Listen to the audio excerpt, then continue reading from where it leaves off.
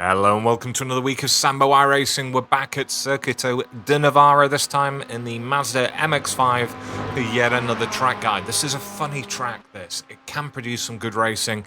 It isn't the most fun place to actually come and test by yourself because it is, in effect, only 3 corners. But if you get those right, you'll be able to put in some competitive times and make sure that you're racing wheel to wheel with cars up and down the main straights here. So, if you're new to my channel, thanks, welcome, have a seat, join us in. And what we do is we do one lap where I break it all down, then we go full speed from the chase cam, and then full speed back in the cockpit with the driving line on for those of you that use it. Right, enough of that, let's start the lap.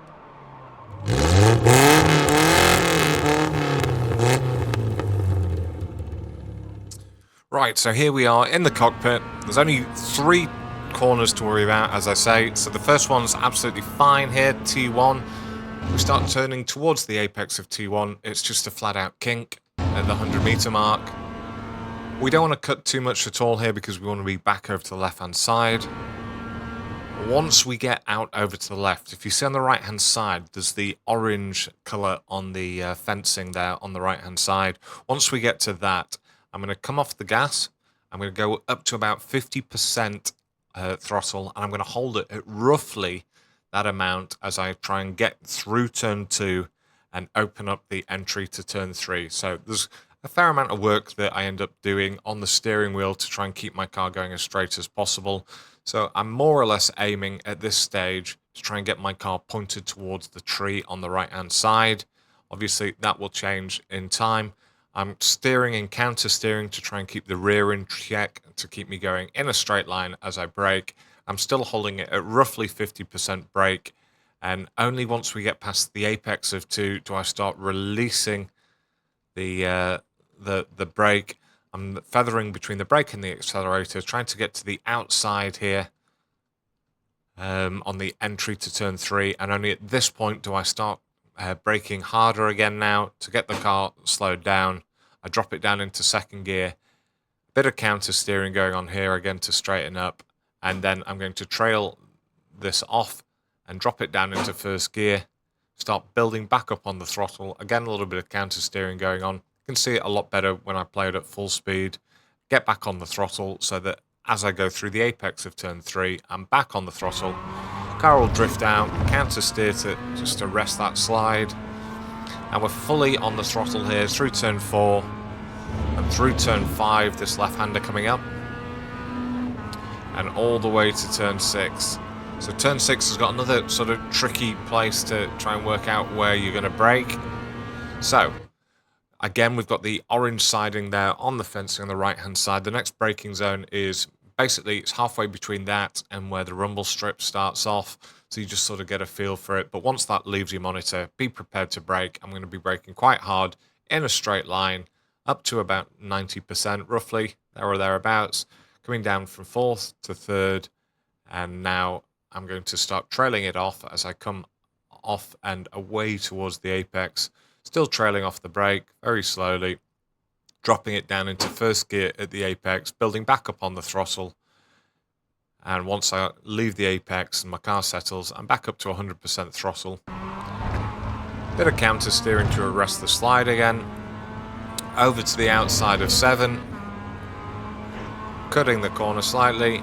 And now I'm looking for that 150 meter marker just up ahead there. And just about a car length before that and before where the white starts on the left-hand side before the rumble strip, I'm going to brake for a final time as hard as possible up to 100%, keeping it nice and straight as I'm doing that, getting all the speed washed off in a straight line.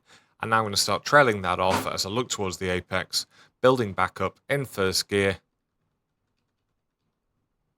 holding it there because you don't want to go any further over to the right than I am. And now I'm back up to 100% throttle. I could have exited slightly wider, but there was no need. And that's it, basically 3 braking markers, 3 braking zones, a fair amount of counter steering because it's quite slippy. So over across the line in a 110.813. Now we'll go to chase cam for a full speed run through, and you'll be able to see a lot more what I was talking about in terms of the trail braking from the telemetry. Right, here we go. So we're over on the left hand side, looking for the 100-meter marker. As we pass it, we start turning through the kink of turn 1, over to the left hand side, just holding that brake there, getting to the outside, down to first gear at the apex and back on the throttle. Holding the throttle in all the way down to turn 6.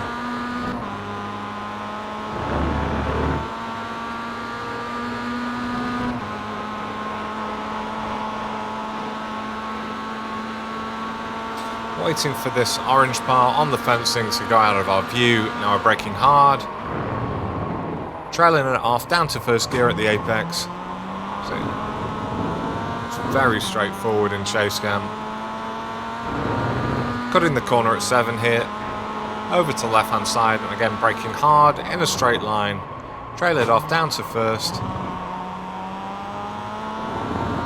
And the lap looks very simple from behind.